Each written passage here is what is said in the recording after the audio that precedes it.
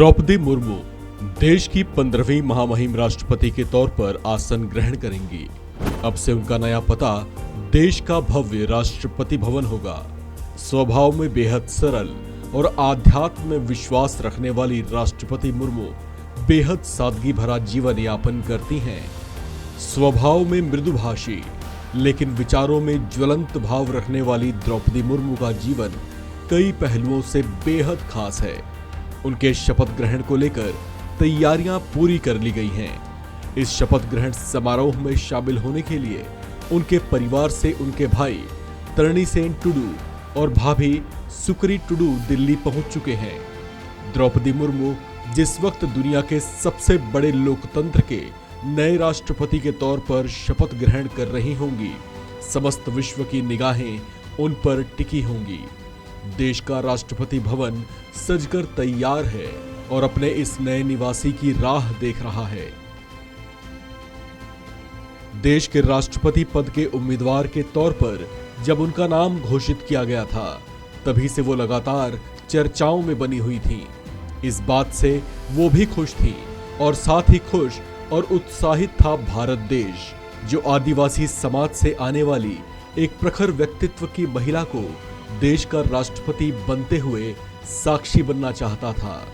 द्रौपदी मुर्मू इस पद के लिए अपना नाम घोषित किए जाने के बाद ओडिशा के मयूरभंज जिले के आदिवासी बहुल अपने इस गांव में मौजूद शिव मंदिर में सूर्योदय से पहले झाड़ू लगाती देखी गई थी। मुर्मू अगस्त 2021 में झारखंड के राज्यपाल पद से रिटायर होने के बाद यहां लौट आई थी और तब से मंदिर में झाड़ू लगाना उनकी दिनचर्या में शामिल था। लेकिन वो दिन बाकी दिनों से अलग था। अलग इस नजरिए से कि उस दिन मीडिया के तमाम कैमरे उनकी इस गतिविधि को अपने कैमरे में रिकॉर्ड कर रहे थे। इस दौरान उनकी एक और वीडियो सोशल मीडिया में खूब वायरल हुई, जिसमें उन्हें नंदी के कान में कुछ कहते हुए देखा गया। ऐसा कहा जाता है कि मयूरभंज के इस छोटे से शिव मंदिर में लोग कुछ खास मौकों पर अपने लिए कुछ खास मांग लिया करते हैं। बताया जाता है कि उनकी दुआ कबूल भी होती है। लिहाजा राष्ट्रपति पद की उम्मीदवार घोषित किए जाने के बाद जब द्रौपदी मुर्मू ने भी ऐसा ही किया, तो उन्हें वहां पर मौजूद मीडिया के कैमरों ने रिकॉर्ड भी कर लिया। पल भर में मूक स्वरों से उन्होंने क्या मांगा होगा, वो उनके और नंदी महाराज के बीच एक सीक्रेट ही है, लेकिन इसे लेकर सबने अपने अपने ढंग से अंदाजा लगाया।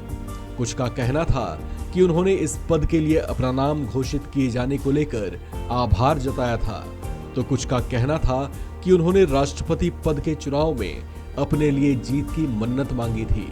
खैर, जो भी रहा हो, उनकी वो मन्नत कबूल हो गई और कबूल भी ऐसे अंदाज में हुई कि सत्ता पक्ष के साथ साथ विरोधी दलों से भी उनके लिए खूब क्रॉस वोटिंग हुई और इस चुनाव में वो बम्पर मार्जिन के साथ विजयी रहीं। अब वो घड़ियां नजदीक हैं जब इस पद के लिए शपथ पूरी कर वो राष्ट्रपति भवन की शोभा बढ़ाएंगी और भारत के इस गौरवमयी पद पर रहते हुए अपने असाधारण कर्तव्यों का निर्वहन करेंगी। इस खबर में फिलहाल इतना ही। बाकी अपडेट्स के लिए बने रहिए वन इंडिया हिंदी के साथ।